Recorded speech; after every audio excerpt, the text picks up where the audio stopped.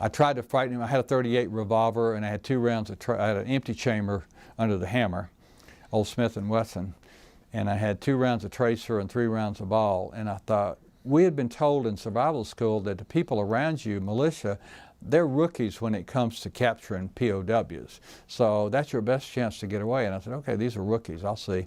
So I fired a round of tracer right over their head, and I said, get away, get away. And I fired that round of tracer. Those guys didn't flinch. They just went like this. And one of them pulled out a little pointy talkie, like a little tiny comic book. And on one side, it was in his pocket. On one side, it had phonetic Vietnamese to English. On the other side, it showed a picture of a pilot holding it with his helmet on, holding up his hands. And it said, "Surrender, no die." And so here's this guy in the heat of all the, and they're shooting at my wingman, and it's just chaos. And this guy goes, "Surrender, no die, surrender, no die, hands up, hands up."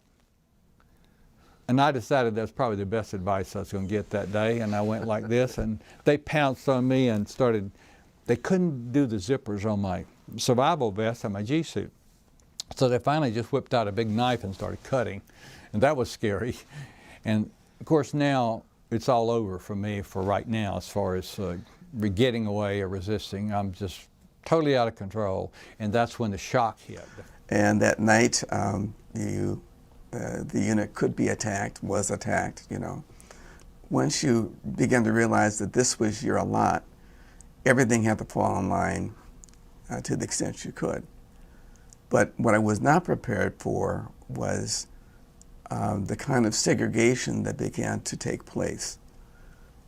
After 5 o'clock, black troops went back to the barracks and hung out together and listened to soul music and talked. White troops went back to the barracks, back to their groups, and talked. We might share a drink in the mess hall or the place where we were able to do that. But there was a sense that there was unequal treatment and a resentment directed at the leadership for fostering or not dispelling the dissonance that was developing. And I think what was occurring was that black soldiers were being reprimanded and reduced in rank and given dishonorable discharges for infractions of military law disproportional. And white troops could do the same thing and get a hand slap, you know. And so, yeah, okay, I'm gonna smoke, I'm gonna hang out, but this is not my war. These people don't care about me. You know, they're not feeding my ego at all. And so we had 2 different perspectives on the war.